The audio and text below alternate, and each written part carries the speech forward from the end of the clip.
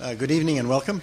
My name is John Coatsworth. I'm the Dean of the School of International and Public Affairs, SIPA, here at Columbia.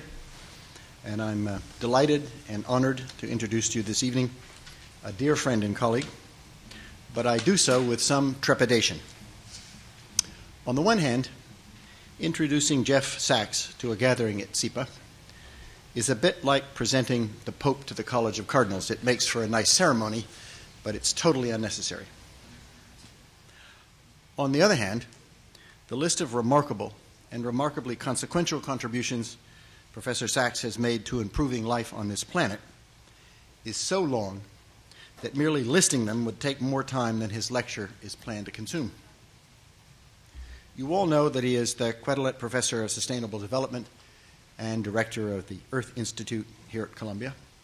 You know that the Earth Institute collaborates with the School of International and Public Affairs, both in our Sustainable Development PhD program and in the program in Environmental Science and Policy, the MPA program, and that beginning next fall, a new MPA program in Sustainable Development Practice, or Development Practice, with the cooperation of the Earth Institute, will also begin.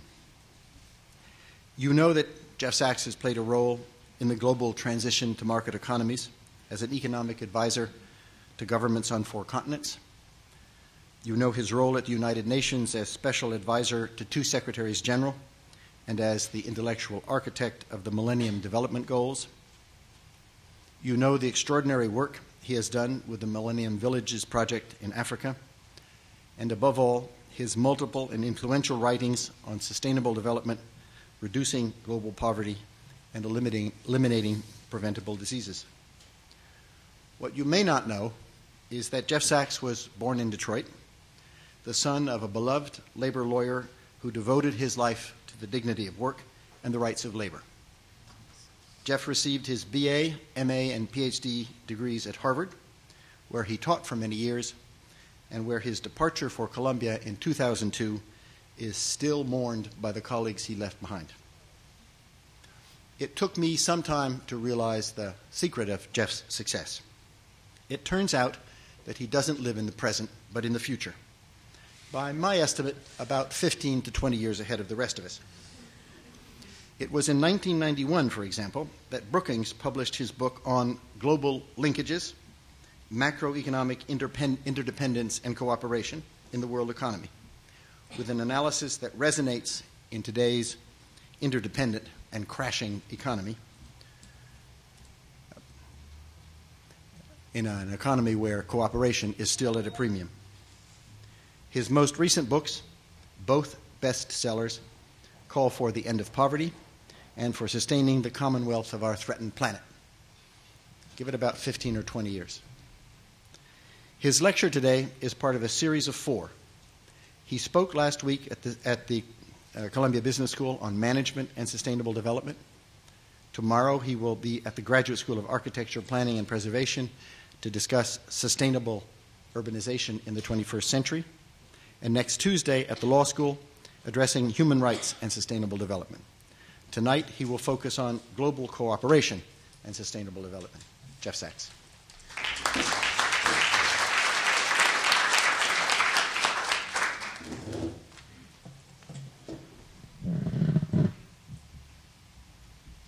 John, thank you so much for the introduction, for all your leadership here, for being a co-partner in migration from Cambridge to a better climb and better places in which we find ourselves, and for ever brainstorming with us at the Earth Institute about how we can adjust our academic institutions and our modes of inquiry to suit very dramatically changing times.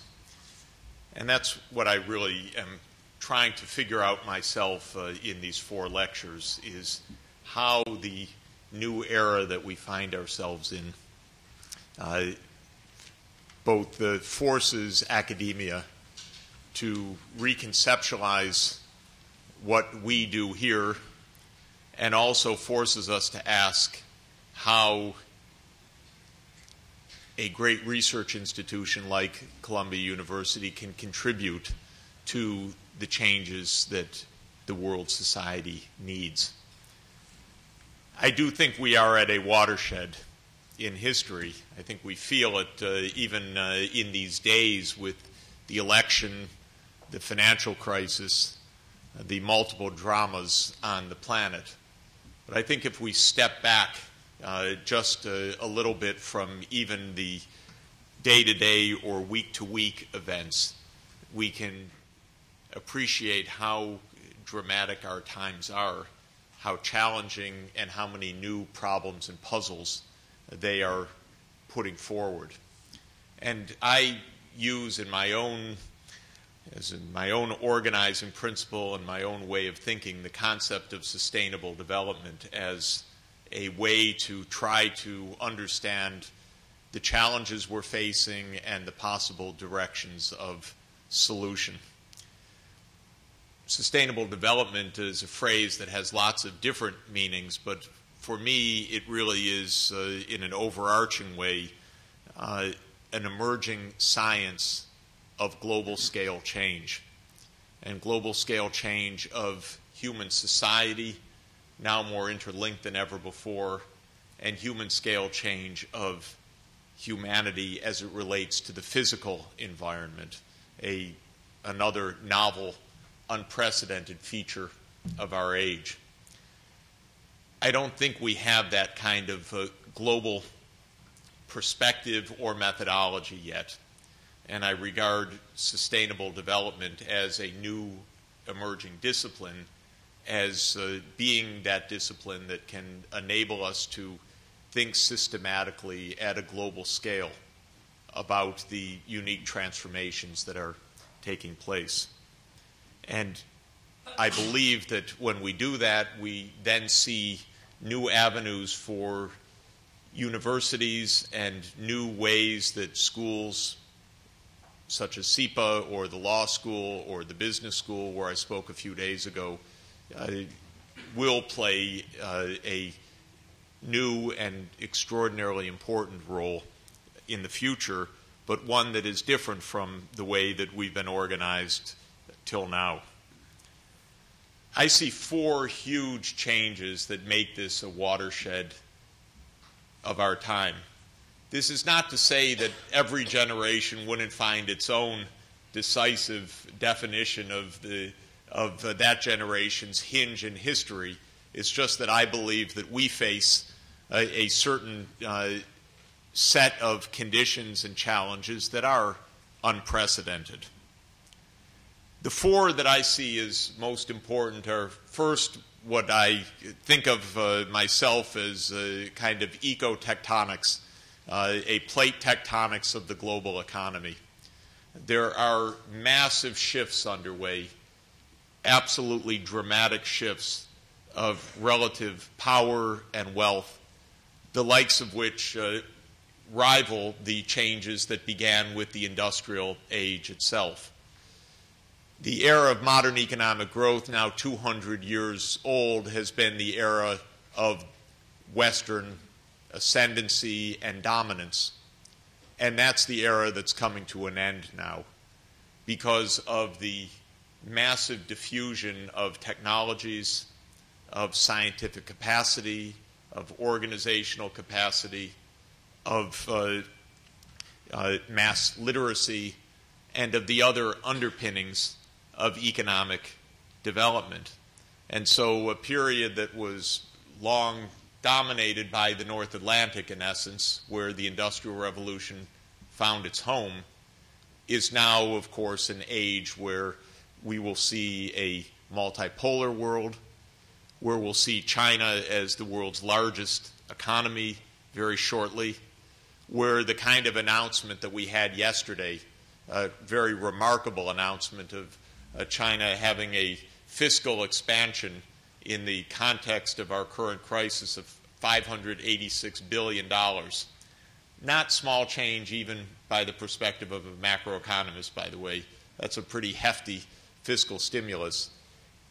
Illustrates the new role that China plays not only as a dynamic emerging economy, but as the Chinese leadership itself said today, as a systemic stabilizer, emphasizing that this fiscal expansion was not only for China, but was also for the world economy. That's an illustration of ecotectonics, of the changing relative weights of different parts of the world.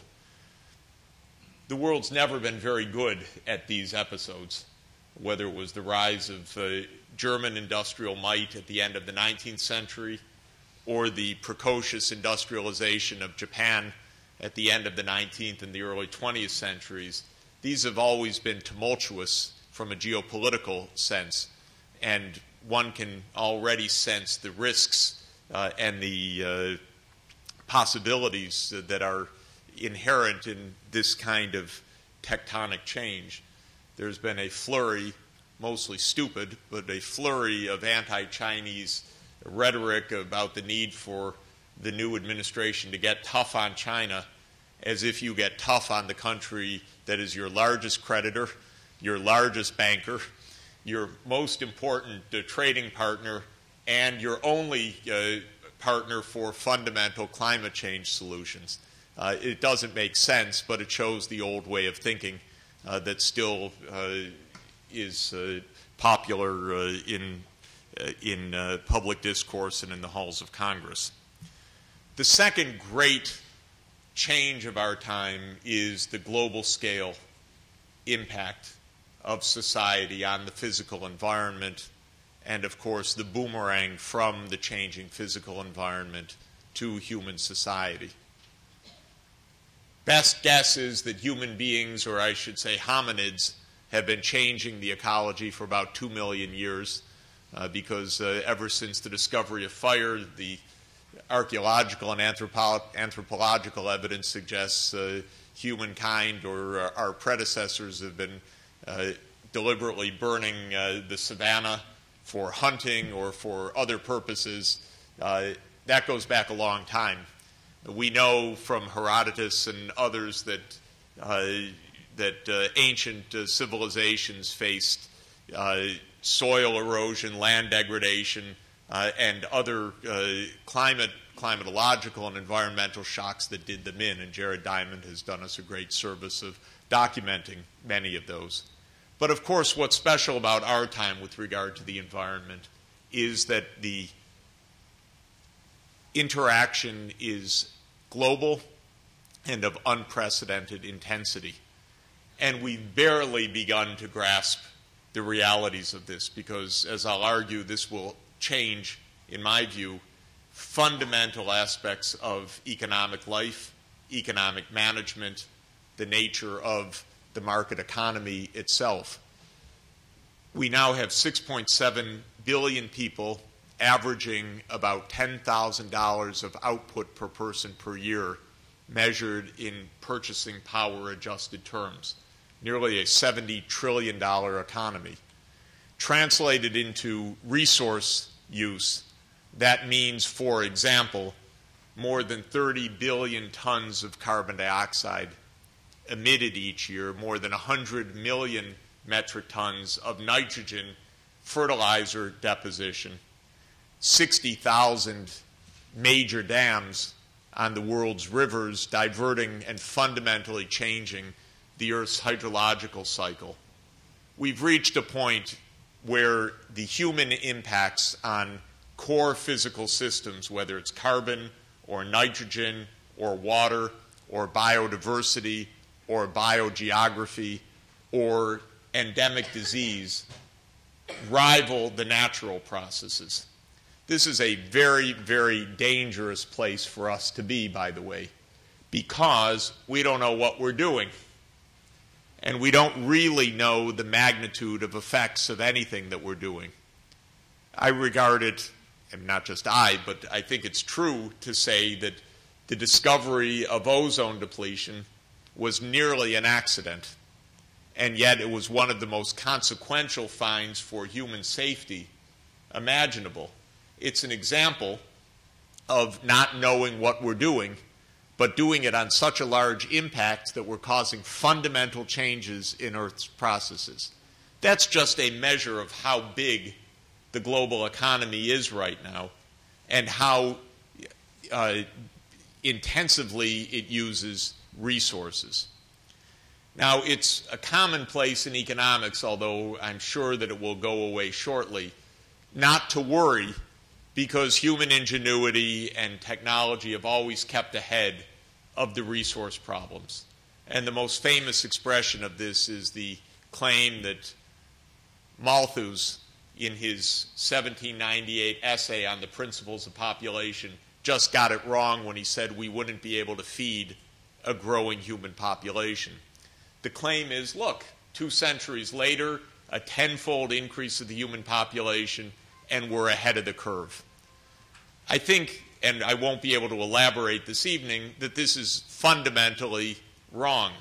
We've not yet proved our ability to defeat the Malthusian pessimism. What we've proved so far is our ability to mine the environment with ever greater intensity. So we're better at catching fish, chopping down trees, depleting soil nutrients, diverting water than ever before. We've learned a thing or two about higher crop productivity, but the fact of the matter is that until today we have massive malnourishment on the planet that reflects in very important ways the unsolved problems of food production against a rising population. And on top of that, we have environmental degradation that calls into question even what we have achieved now, much less the need for increased food output, perhaps by 50 or 75% by the year 2050.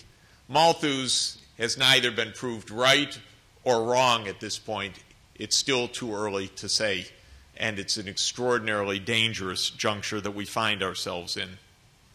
The third major change, not major change, but ongoing trend, I would say, is the continuing rise of global population, a problem that we stopped talking about roughly 15 years ago, when it was decided that the big problem was the baby bust rather than the baby boom, that the population bomb had been diffused, that Paul Ehrlich at Stanford had gotten it all wrong. The real problem was declining populations. All of this is nonsense. We're still adding 80 million people, net population, to the planet every single year in environmental, social, political, and economic context that essentially makes that untenable for the long term. We have a lot of possibilities of population dynamics in the medium term. You raise the average fertility rate by a half child per woman on average, or lower it by a half child on average per woman up to 2050, and you get a spread of 3 billion people from the high end to the low end. We could be, according to the medium forecast of the United Nations, medium fertility forecast that is, at 9.2 billion people by 2050 compared to 6.7 billion people today. Add a half child per woman on average to the total fertility rate, and then we would be at more than 11 billion people. Decrease by a half child on average to the medium forecast, and we would settle at 8 billion. I believe the stakes are enormously large on this, even though it's an area of policy that we haven't even spoken about basically for nearly a generation now. Interestingly, unfortunately, I think a lot of the civil society movements wanted to stop talking about population because of the fear of coercion. And so women's movements said, we don't discuss population policy. And at the same time, conservatives or fundamentalist governments like Iran, Saudi Arabia, the Vatican, and the United States stopped talking about it because of religious constituencies. And in the meantime, this remains one of the dramas for our ability to find peace and prosperity and environmental sustainability. The fourth element of our watershed era is nothing less than the connectedness itself, the intensity of transmission of every shock, whether it's the financial shock of a subprime crisis, whether it's the zoonotic shock of a simian immunodeficiency virus becoming human immunodeficiency virus in a jungle in West Africa, and thereby starting a global AIDS pandemic, whether it's movements of population or SARS being carried from South China to Vancouver and Toronto by single passengers on jet planes. We now have an utterly interconnected world in finance, trade, production, technology, ideas, social networking, disease, terror, and all the rest. And of course, we're not up to it because our institutions come from a different era, and the quite weak and fragile ways that we attempt to coordinate, say through permanent representatives at the UN, can't begin to contemplate the depth of the interconnectedness that we face. I think sustainable development aims to try to understand these four core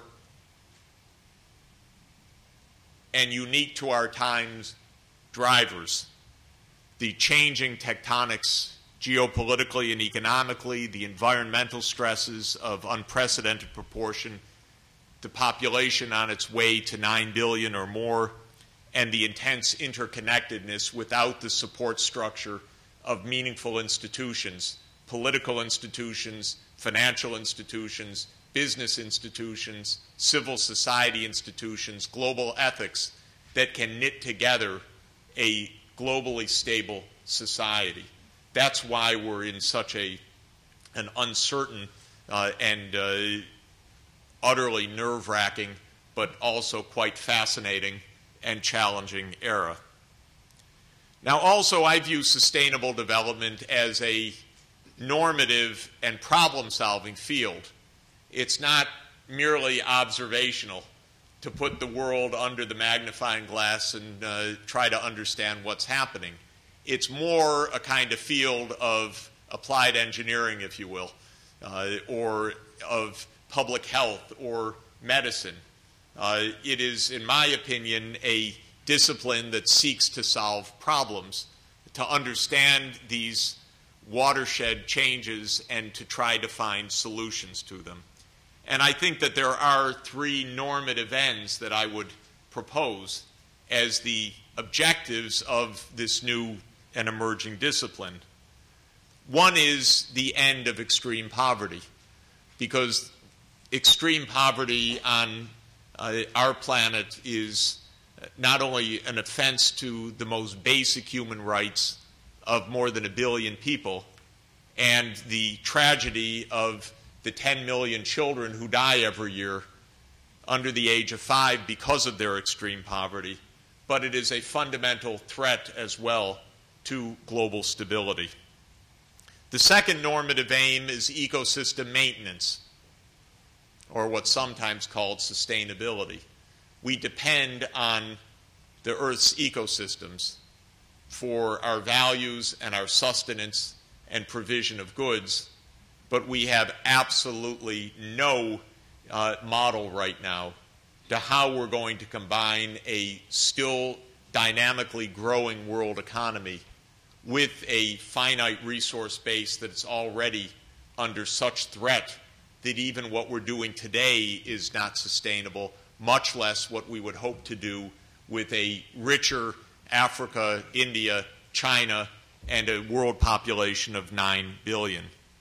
And the third, more generally, is to live in peace in this crowded, interconnected, and currently profoundly distrustful world of high inequalities, very large and serious shifts in human well-being, adverse shocks that are coming fast and furious from environmental change, and that are often coinciding with demographic stresses, probably the most dramatic case of which is Darfur, for example. Darfur being, in my mind, the canonical example of what happens when extreme poverty, environmental stress, and demographic pressure combine. In Darfur, since the 1960s, the rainfall has declined consistently by about 30% in mean compared to the first half of the 20th century. So there's been a step downward change in precipitation, probably, according to the scientists at the Earth Institute, due to the warming of the sea surface temperatures of the Indian Ocean, the result of human-induced long-term climate change. That's led to drought. At the same time, this is a region in the interior of the African continent that never had infrastructure, never had clinics, schools, roads, power. So it was already impoverished, and it was always one of the poorest parts of the world. During the British domination period of Sudan, they went out of their way to make sure that no schools, no clinics, no nothing was built. And it was actually a deliberate policy to suppress any education whatsoever in Darfur. Then comes demographic change, because even in the poorest countries of the world, the end of smallpox, the control through immunization, the slight improvements of nutrition have led to a drop of child mortality rates from 500 per thousand to maybe 200 per thousand in Darfur. And that's triggered an ongoing massive population increase, roughly a doubling every generation, and at least a tenfold increase in Darfur's population from around 1930 till today. Declining rainfall, no asset buffers at all, massive increase of population. What do you end up with? Mass desperate migration of nomads from the north of Darfur to the more humid south, conflicts between the so-called Arabicized populations coming from the north and the so-called African populations in the south, distinctions which are to a large extent inventions of politics and observers rather than realities. What you have is hungry people fighting for water, and then exacerbated by miserable and cynical behavior by the Sudanese national government and various political factions. But that's an ecological, demographic crisis at its core, and the world is vulnerable to that multiplied in all parts of the world. And that's, I believe, what we're seeing in the frontier provinces of Pakistan, what we're seeing in Afghanistan, which is in its 5th year of a mega drought right now, what we'll see in major places in the world, until we get right the interlinkages of economy, ecology, society, and understand the interdependencies and the global responsibilities. So the normative aims of sustainable development, I think, have to be put front and center. You know, sometimes scientists look askance at normative fields. You know, you're supposed to observe, you're not supposed to solve problems. But I think that this is really a misunderstanding of the vast amount of knowledge generation, creation, and transmission at a university. Most of it is actually direct problem solving, or should be, at least. That's what the medical sciences are for. That's what public health is for. That's what the engineering school is for. And I believe that's what this science should be about as well. None of them is a pure observational science. They're all trying to use scientific principles and tools to address major challenges. And there's nothing wrong with organizing a field around such action-oriented principles. Now, a lot, in my opinion, will change in how we think about the world and the economy, my own field, and other fields as well, because of the nature of the challenges of our time. I think the textbooks will be completely rewritten. In fact, I aim to write one of them in what I think is the right way. Because when I look at an economics textbook these days, I'm just horrified by the gap of what's in the textbook and what's in the world. And they don't make sense. And I think it's actually extremely dangerous. It is not only boring and easily forgettable after you've taken an economics class, but because it seems to have almost no application to the kinds of problems that are being faced or to the nature of the world economy. The biggest change, in my view, will be, at least for economics, to move from an almost single-minded focus on the market as an exchange of institutions to a kind of human ecology where we think about an ecology of organizations and an ecology of fluxes rather than a simple market model of social life. And the more we think about a human ecology rather than a market economy, the more accurate we're going to be in understanding the problems and the solutions.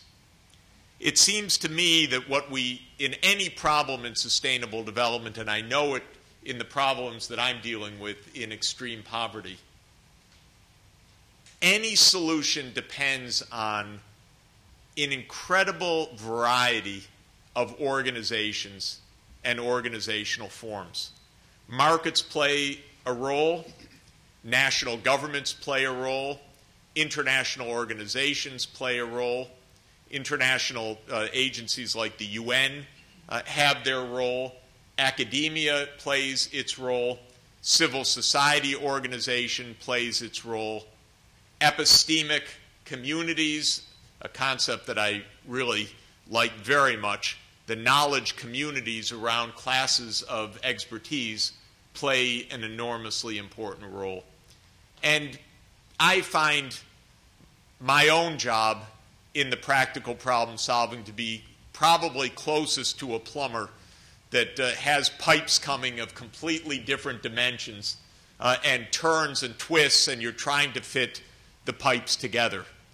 Because the UN doesn't know how to work with private business, which doesn't know how to work with civil society, which doesn't know how to work with the local community, which has no connections with the national government, which is in poor relations with the US government, and on and on.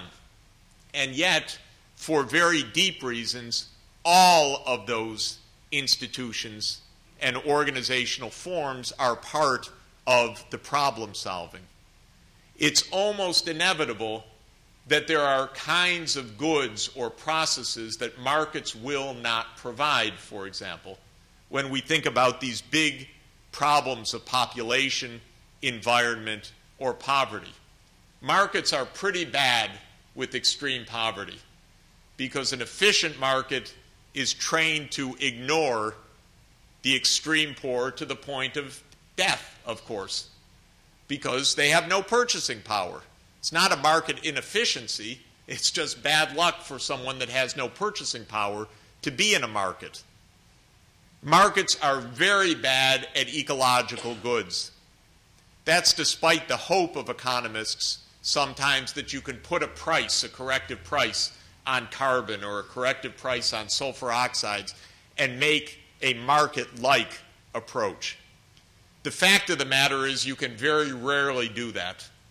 Almost everything we need for environmental management can't be corrected simply by a market price. We can't correct the ecological challenges of land use transformation by a simple market price. We can't manage watersheds by a simple price. We can't manage even, well, we know our cities are managed by zoning and by complex regulations rather than by corrective market prices. Most of the areas that we're going to grapple with in the future, population management, migration, the development and discovery, or I should say discovery, development, and diffusion of new technologies, the appropriate land use for a food system that is environmentally sustainable and that also can feed the planet, can have some market elements to it, but can never be solved by the market alone. And so the idea of having this multiplicity of organizations operating together in problem solving right now without any pipes that fit is, I think, the biggest distinction between reality and the idea that what we really do most of the time, it's claimed in the textbook, is exchange things on markets. That's not what we do most of the time. Or if we only rely on markets, we will never solve the problems that are fundamental to sustainable development. In fact, I would argue that what we need to solve these problems more than anything is a new cooperative mode of interaction and at a global scale. Markets can be a way to cooperate of anonymous individuals or firms operating at long distances, but markets cannot solve the problems of local public goods, land management, resource discovery, new science and technology, system change. And for that, we're going to need cooperation and new institutional ways to cooperate rather than the traditional beliefs in statecraft, balance of power, and market forces. So I think that cooperation is vital in 4 different ways, if I could mention them quickly. First, every one of our major technological systems that dominate our economy needs a quite fundamental revamp. What do I mean by that? The way we produce energy on the planet, which is now about 3/4 through fossil fuel use and about 1/3 burning petroleum in internal combustion engines, is not viable. So we need a major systemic overhaul at a global scale of the energy systems. That's a quite complex thing to do, by the way. Not only is it technologically complex, which kinds of systems does carbon capture and sequestration actually work? Can nuclear power be safe? What are the costs with nanotechnology of concentrated photovoltaics? 1,000 questions. Is there truly a second generation of biofuels? Because the first generation is really dreadful, and that is putting our corn into the gas tank. That's no solution whatsoever. That's a scam.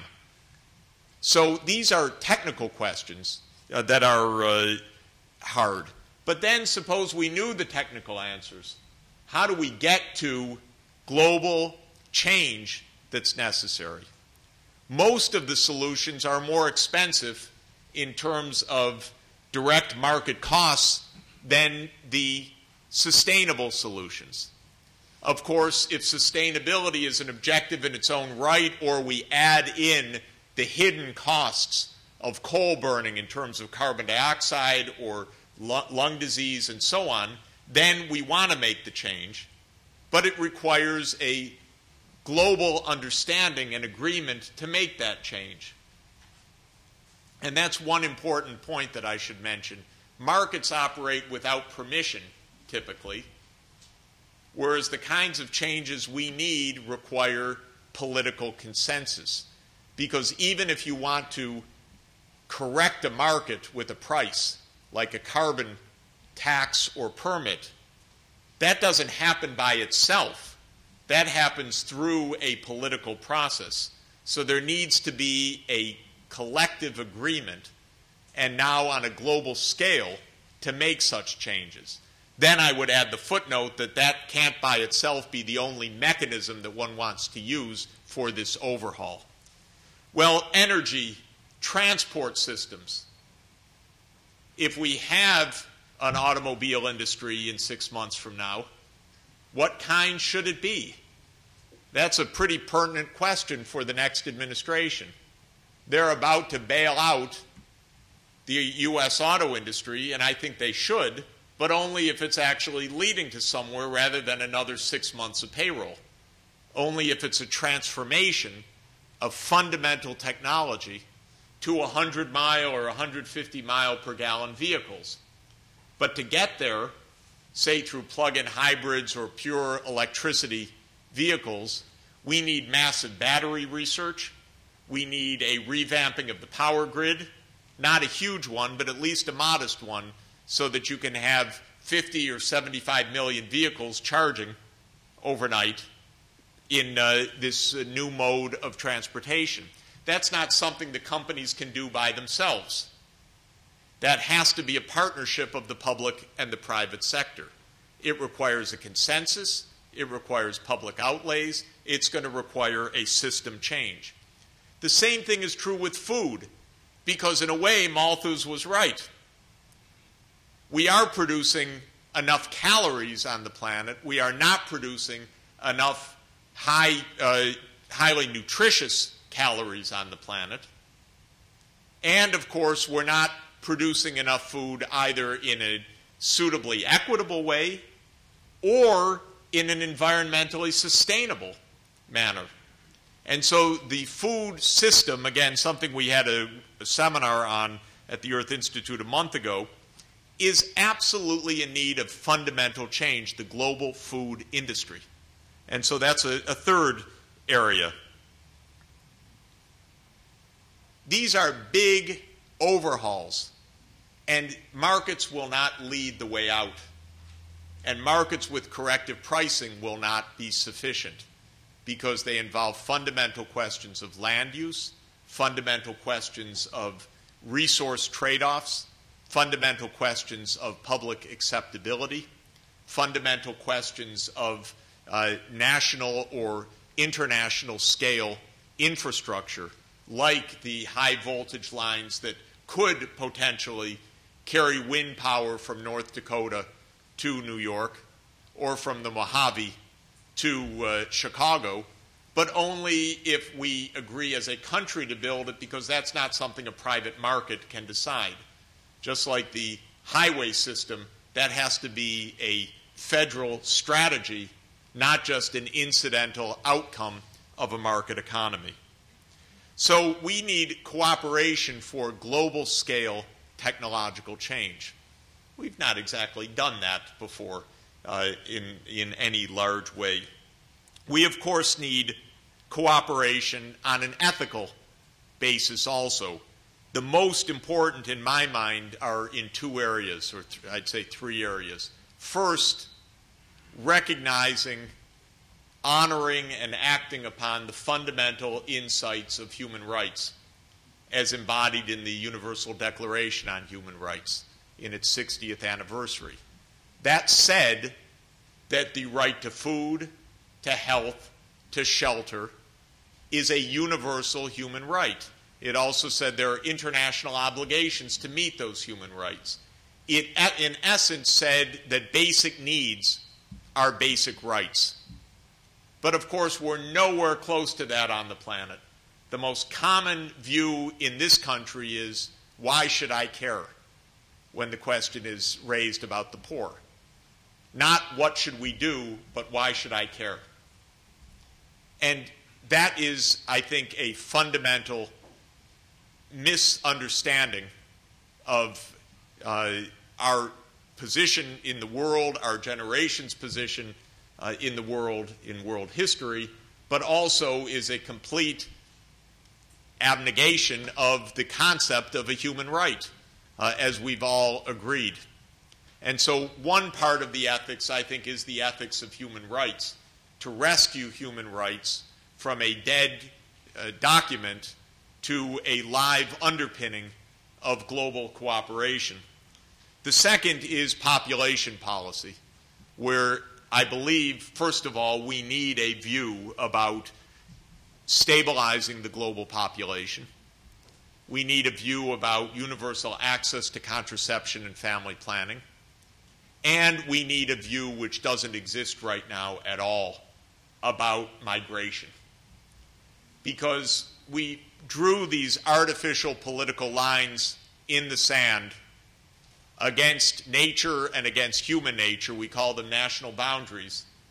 And when climate changes or precipitation falls or other disasters hit, making some part of the world unviable, when an island goes underwater, as will happen, those people have no protection in the world today because there is no responsibility of countries to absorb populations from other countries. And that is an untenable position for the 21st century because we're going to have mass migration induced by mass demographic and ecological change. And unless we're going to be shooting people like we do right now as they try to cross borders and think that that's the system, we're going to need a quite different approach. So that's where I would say ethical cooperation is fundamental. And third, and quite basically, we need new systems of pipe fitting and pipe connection. We need advanced degrees in international organizational plumbing.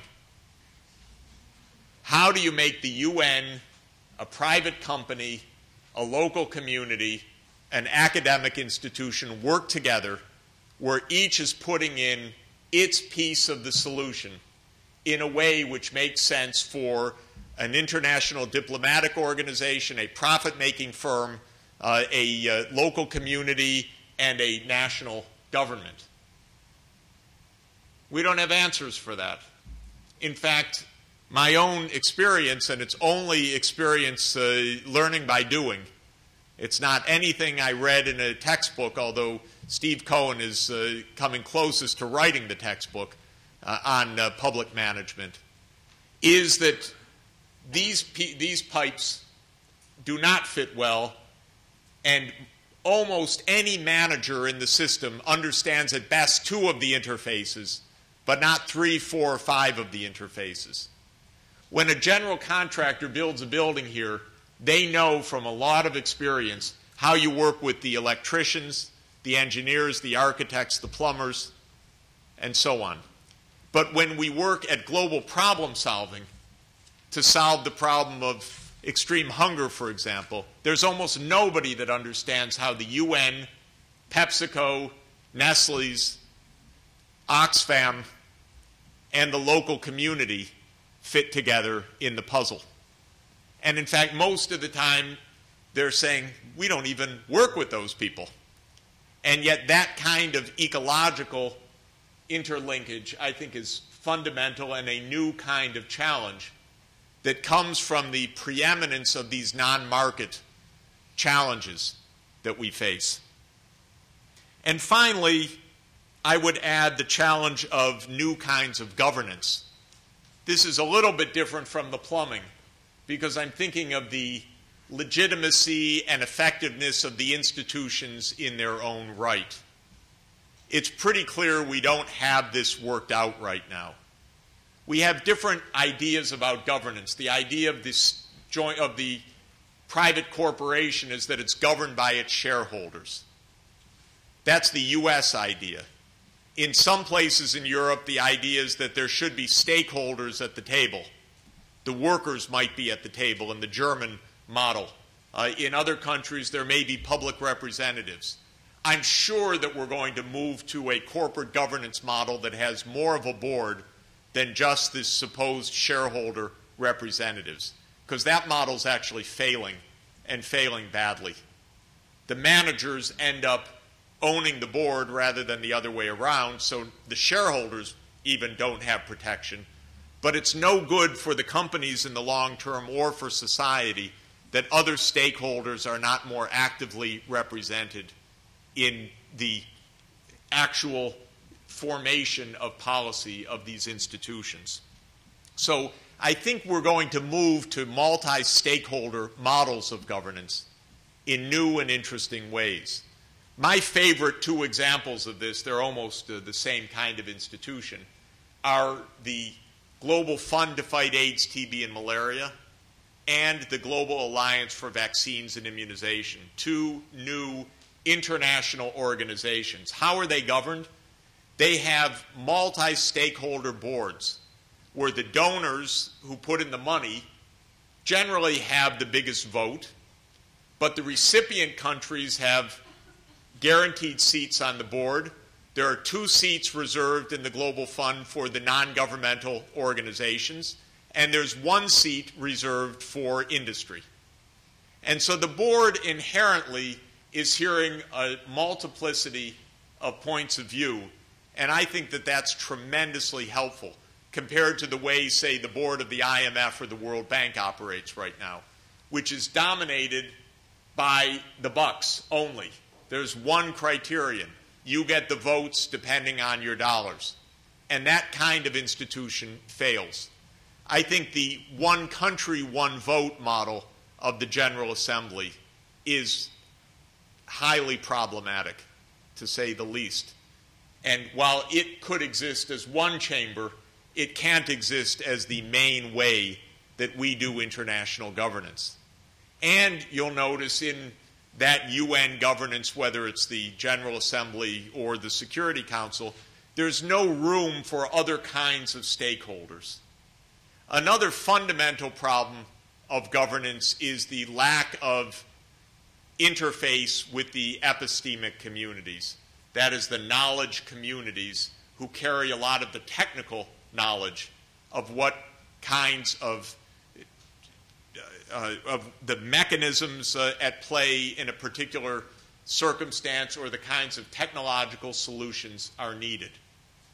We don't have, half a century after C.P. Snow talked about the 2 cultures of science and the humanities, we still have not solved the problem of proper insertion of scientific and technological knowledge into public policy making. Our Congress is nearly scientifically illiterate, and our president has been 100% scientifically illiterate in the last 8 years. Not just that, anti-science, aggressively anti-science. And this is dangerous, ladies and gentlemen. This is no joke. I can say one thing for sure. Whether you like technology or not, whether you say, well, technology got us into this mess, there is no way out of this mess but through more technology. You can't feed the planet by going back to traditional farming. Impossible. We'd lose several billion people who would not have what to eat. We will not be able to solve the problems of energy, of transport, of food supply, of water, without the applications of expertise. And we will face probably our most realistic, most likely mega hazard, and that is a mass epidemic disease, something that's almost certain to hit this planet at any time. We will have devastating consequences unless we're deploying the highest skills of medicine, of molecular biology, and of public health. And so leaving science on the side or treating it as a game, as the Wall Street Journal does, or treating it as a political football, as the White House did, is life-threatening. And I would say that governance of expertise, it's not a new idea, but it is a completely unsolved idea now. It's one of the reasons why I'm so happy that SEPA is putting in a science track in its studies as a fundamental track, because it's absolutely essential. Science literacy for the kinds of environmental and what I've been arguing for years for understanding the poverty challenges. I was told, you want to understand poverty, look to bad government. That's what I was told. But I came to believe that if I want to understand poverty, I need to know about nitrogen in the soil even more, or about the transmission of malaria, or about changing precipitation patterns because of sea surface temperature warming in the Indian Ocean.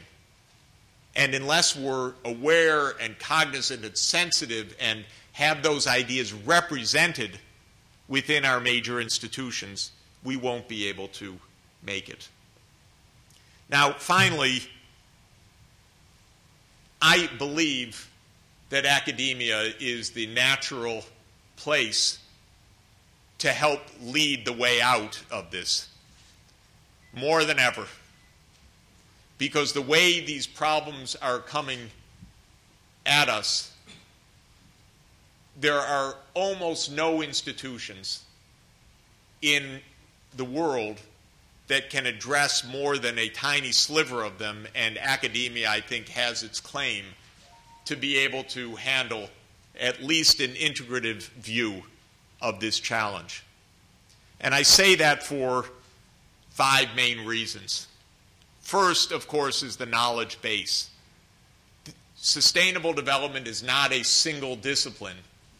It's an amalgamation of expert knowledge from multiple disciplines, from seismology, from climatology, from hydrology, from environmental engineering, from civil engineering, conservation biology, ecology, public health, medicine, economics, political science, international diplomacy, law, business, architecture, education.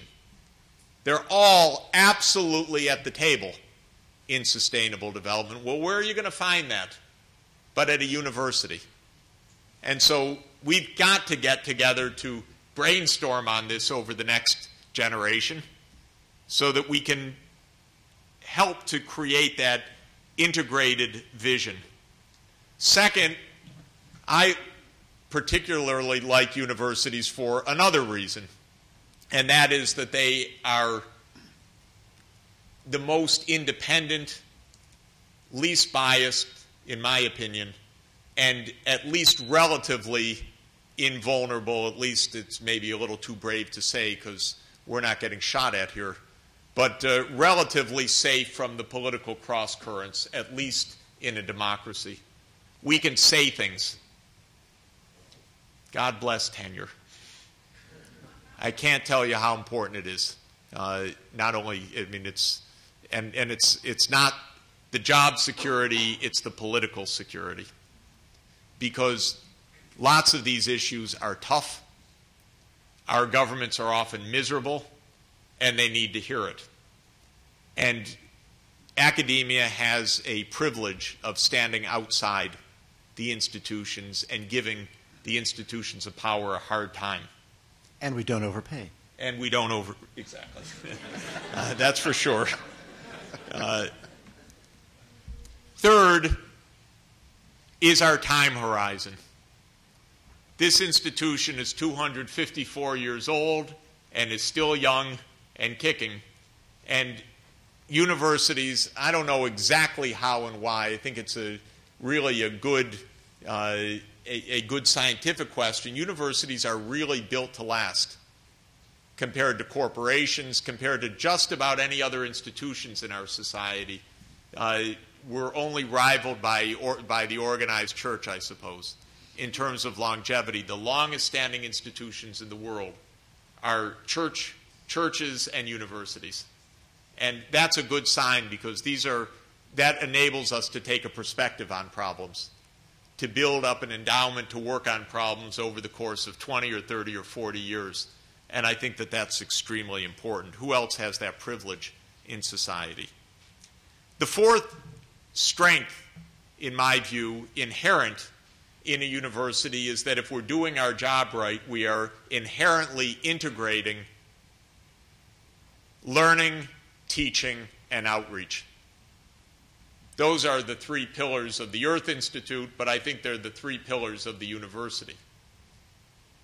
I never understand when my colleagues think that our work outside, whether it's policy advising or other projects on the ground, is something outside the university or beyond the norm. To me, it's just one of the fundamental parts of what a great university needs to do. The ivory tower model never existed, or if it did, it shouldn't, or if it once did, it's outmoded today. I'm a land-grant I'm a fan of the land grant model, the Moral Act of 1862, which set aside federal land so that every state could develop a college or institution of higher learning in the arts of agriculture and mechanics. What a great idea. And I believe that we all need to be land grant universities for the world in the same way, that we're here to an important extent, not only, but to an important extent, for the connectedness with the real problems of the world. Our scholarship's miserable when we try to distinguish between practice and theory to begin with, or when we say that that's outside problem solving or consulting or advising. You should do serious research. That kind of idea, I think, is wrong to begin with for a problem-solving field. And the things I'm talking about are problem-solving challenges. Finally, and I think it is, again, a unique feature of the university, is the intergenerational reach. I mean, look at us. We're at least 5 years difference in age. And maybe even 10, maybe even more. And that's a great thing. The university inherently spans a vast age range. Every year, students get younger as they come in. Right? Exactly. Especially for the kinds of problems that we face in the world. The special skills, I would say, of your generation or your younger siblings, probably even more, of social networking, of an inherently global and ICT-based view of the world is extraordinarily powerful. We of our generation can't do this. We can't even figure out how the world works or needs to connect at this point. We couldn't win an election in an internet age. It took campaign leaders in their 20s to do that, again, probably consulting with their kid brothers and sisters. The ICT expert in our family is 13 years old. Our 26-year-old's pretty good. Her parents are terrible at it. And so the point is that this broad intergenerational effort that we represent, I think, is a unique asset for us. And students are much more leaders from the start than anybody at comparable ages are in any other bureaucracy in the world. And this, I think, is, or in any organization in the world. And I think that that's an inherent strength for us as well in this problem solving. Now, finally, the Earth Institute, in close partnership with SEPA, is trying to take on this challenge, at least as the university's university-wide initiative in sustainable development. And so we're taking very seriously the idea of bringing together all of the schools for common problem-solving, research, training, and outreach. We're taking very seriously the notion of nothing less than inventing, and I think that's what we're doing, a new discipline that needs to be invented, that needs to be, that is being born before our eyes. It's an extraordinarily exciting venture, I think, one that to me feels so much in tune with the world's needs and with the world's realities, and that can impart a set of perspectives and skills and practical problem-solving capacities that can play a phenomenal role in the years ahead. To do this, we're starting new degree programs. One of our areas of closest partnership, and I'll close here, with Dean Coatsworth, with my colleague Steve Cohen, and with many others here, is launching a new master's degree in development practice starting next September, which aims to teach a generation of professionals about the cross-disciplinary knowledge base, about the ethics, and about the practical management skills to be able to take on these great challenges. And I'm sure that we will, through this effort, help to watch you become the first and great generation to be able to solve these problems. Thank you very much.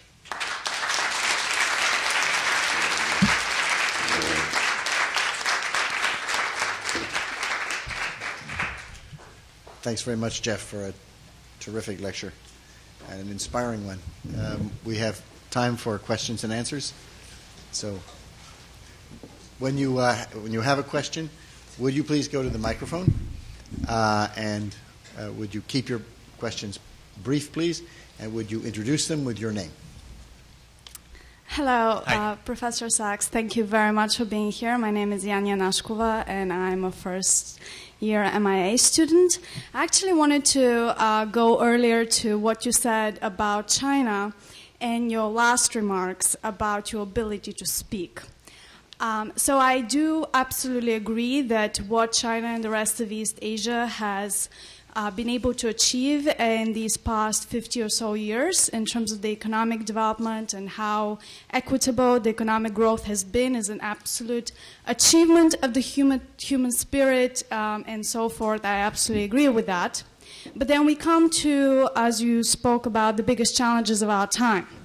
And looking back to the West and America, I mean, the values that we have been able to demonstrate and spread throughout the world, set aside all of the problems that policymakers have done. I'm just talking about in general, spirit of democracy, freedom of speech, civic rights. The emergence of China. Now, how would that not set us back in some way? How, the values that they're propagating, they can't even deal with minorities. We just elected a black man to the White House. How far are they from that reality? And again, going back to the ethical cooperation that you spoke about. Thanks. Well, I would just ask a very nice question, but I would just ask how far were we from that reality just maybe even 10 years ago, but 30 or 40 years ago? Absolutely impossible. So societies change. China is changing in many wonderful ways. The human freedom in China has grown fabulously in the last 40 years. The ability to speak has grown fabulously as long as it's not speaking about politics directly. It's almost pervasive to argue about just about anything as long as it's not about the holding of power itself. And so there's been a tremendous, tremendous rise of freedom, in fact, and of human capacity built on economic development, which is extremely real. There's a lot more mobility, and I believe there will be political change in the future as well.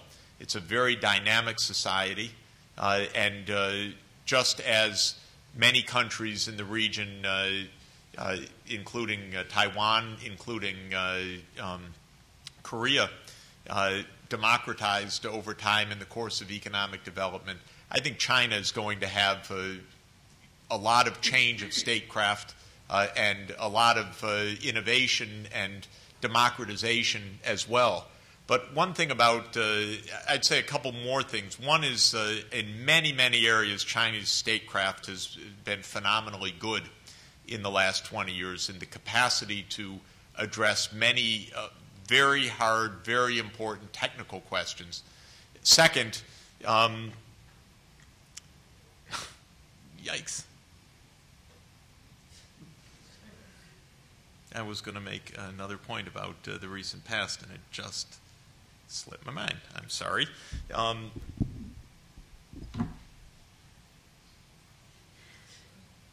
Okay, I forgot what I was going to say. I apologize for that. So I think that what we're going to see is actually a lot of dynamism, and what I don't think is very useful is a tremendous amount of finger pointing. and a tremendous amount of self-righteousness, especially from the United States and especially this time. We've made such a mess in the last 20 years, and especially in the last 10 years. What we need to do more than anything is have some humility and a cooperative approach to issues rather than finger-pointing and demands. And just as our society has changed in very healthy ways and indeed in a very important historic way in this election, we should understand that other societies will change and have our dynamic and will be much more likely to change constructively in an era of peace and cooperation rather than one of aggressive demand. Yeah, again, thank you for your insights. My name is Fabian Kreuzer. I'm a dual degree student here from Sciences Po Paris, concentrating in energy and sustainable development. My question concerns the ethical cooperation that you mentioned. You said that the guideline for that ethical cooperation, what I totally agree is necessary, should be human rights or something like that. In my opinion, actually, that's part of the problem, because we have today, I think, an approach where we all think we should have rights to something. I should have rights to have 4 children if I want to. I should have rights to extract oil wherever in the world I want to.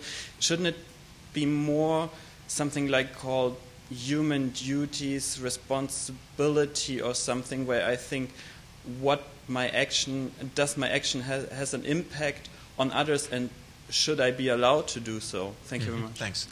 You know, I was referring actually to the lucky fact that we have a specific global agreement that, if we took seriously, would play an enormously constructive role in the world. Now, whether it can be taken seriously is a question, but often this is a self-fulfilling, either in neglect or in seriousness. And I mean the Universal Declaration on Human Rights, because that is a document which actually has rights and responsibilities, and it makes some very important substantive points. It doesn't say you have a right to as much oil you want under someone else's ground. It actually says that individuals have a right to food, to health, to freedom from state terror, and so forth. I think it's a good, workable starting point. It was agreed over a vast range of religious views, over state organization views, and so on. And so I find that when we have agreements like that, we should do our utmost to try to take them seriously, to nurture them, and to use them as a base for moving forward. Now, it could be that it's a dead letter. It shouldn't be. It's only 60 years since it's been adopted. And I'd like to see, together with a lot of other people, whether it can be made into something more alive. Jeff, thank you very much for a fascinating... Oh, there we have another question. One more? Sorry? One more question. And then It's a very end. large question, so feel free to answer very briefly. My name's Amanda. I was just wondering, you spoke extensively on the need for collaboration. I was wondering how you propose to induce this collaboration where it does not exist now. Yeah, so basically, the point is that different organizations, different ways of organizing activity have different incentive structures. So for a business, it's the bottom line. For a voluntary group, it's the internal norms of cooperation. For government, it's some kind of political process, and then force of law, that you pay taxes. And so the incentives and the methods of resource allocation differ according to the different kinds of organizational forms. When you're designing, say, a public-private partnership to tackle malaria, for example, you have some businesses. Novartis makes the drugs. Sumitomo Chemical makes the bed nets. You have local communities. You have international NGOs like the International Red Cross. You have agencies like UNICEF.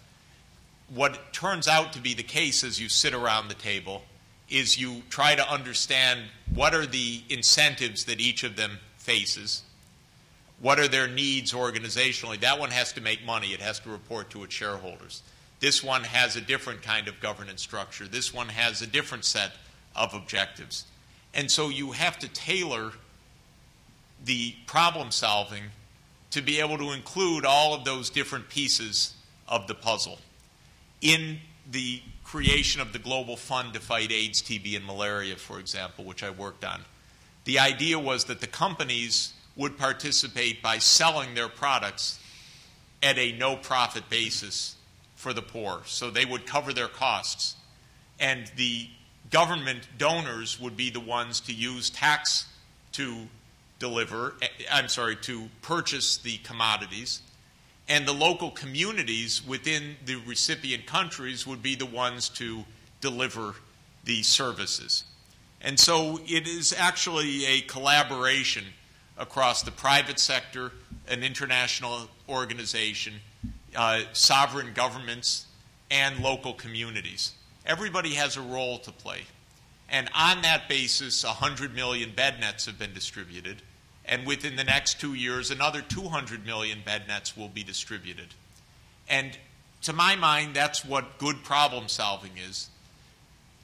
And I believe that you can make cooperation not by violating the basic norms of the different institutions. You can't tell a company, sorry, you're not a profit-maximizing company, you're now an NGO. But you can address the issues that the company has and make them compatible with your larger goals. And the problem almost defines the solution if you're really after solving the problem. And that's why I like to see this from the problem first and then back out the answer to your question. If your problem is how to control malaria, good problem. Kills 1 million people, creates 300 million cases of illness per year in Africa. Big problem. Start with the malariologists, get their expert insights into technically what's possible. Look at the resource flows. Who produces what? Ask why poor people don't get them. Usually the answer is they have no money. Ask how you could do delivery that addresses what everybody cares about, the corruption, the mismanagement, and so forth. That's a solvable problem. There are specific mechanics to solve that problem that NGOs or that UNICEF have worked on. Find out how you're going to pay for it. That's where governments come in handy. Governments are good at paying for things because they can force people with taxation. Explain then to the American people why it's okay to be taxed to the level of $3 or $3 per each of us per year, because if we each pay $3, that will be enough to provide the $3 billion for comprehensive malaria control. So that's how cooperation can get formed. Start with the goal, figure out who the stakeholders are, ask what their incentives are, how they will be at the table, why they should be at the table, what they need to stay at the table, and then you can create an answer. We have yet one more question. And this will be the last. Thank you very much, Professor Sachs, for the broad range of issues you have discussed. My name is Daniel Ukwaganda. I come from Uganda, but I'm a student here at SIPA doing PEPEM. The question I want to ask you, of course, the presentation on sustainable development touches more immensely on the developing countries, specifically the countries where I come from, because most of the issues relating to population growth, environmental stress, demographic stresses, inequalities, and imperfect markets are kind of the key development challenges in our countries. The question I have relates to how institutions like the Earth Institute, University of Columbia University, can collaborate with institutions in the South, I mean from our countries, to strengthen specifically the voice, the kind of messages which can create a global change in the perception about some of our countries. Specifically, to me, where I come from, it's like there's a perception that if you give people money, or yes, I don't know, call them envelopes, there will be change in their lives. Mm-hmm. But otherwise, people themselves look at themselves as like receivers of grants from somewhere. This has been a very big example. If you give an example of global funds, where I give an example from where I come from, the drugs are delivered in the health center, what you have been discussing, but they don't trick the recipients because they wrote in the storage systems because there is no system or mechanism to deliver the results or the drugs to the patients. And that kind of systemic kind of weaknesses cause a big challenge in a way systems can create change in our environment. Wonderful. The question I want to ask is, how do we link the kind of knowledge which is in the north here? Some of us have the opportunity to come here, but there is a very big knowledge gap between the policymakers down there and the knowledge which is generated here. How do we link those, how do we coordinate those efforts to create a bigger change in the society where we come from? Thank you for a wonderful question. I think that there are two parts that I very quickly want to say in an answer. First, when I talked about governance, the most important part of governance, in my view, is participation. That's why I was talking about who's at the table. And if the stakeholders are at the table, the solutions are likely to be more robust, more sustainable, more effective. So if it's distributing bed nets, if the community leaders are part of the process, it's one thing, and if they're not, it's quite another thing. We have a project which you may have heard of called the Millennium Villages Project, which is a community-led project where outside expertise, which is real, and outside dollars, which is very real, work together with the local community for seed, fertilizer, bed nets, and so on. But the community has to do everything because we don't have one expat in the village. So it's only the villagers doing the work, but in partnership. So it's a kind of good governance structure, it seems to me. We also don't hand over money, but we work together with the community. What are the needs? What are the priorities? And then bed nets get delivered, or the pharmacies get stocked, and so forth. So one part is the nature of the work together. But then let me mention three ways of collaboration. First, we're trying to create a global university network. And with Makerere, for example, where we're in the program starting next fall, this Masters of Development Practice, we want to see that degree in dozens of schools around the world.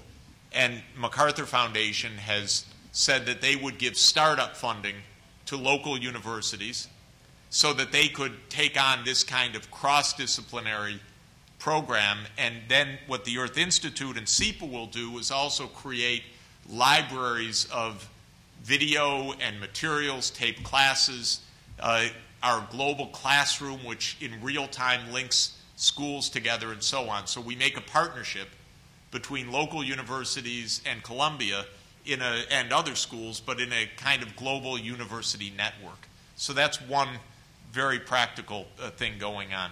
Second, in the Millennium Villages project itself, we're looking for active university partners of the local universities in each of the clusters around Africa to be active partners. We want students doing internships there, doing research projects, writing PhDs, doing other things involved with that work so that it's a joint learning activity.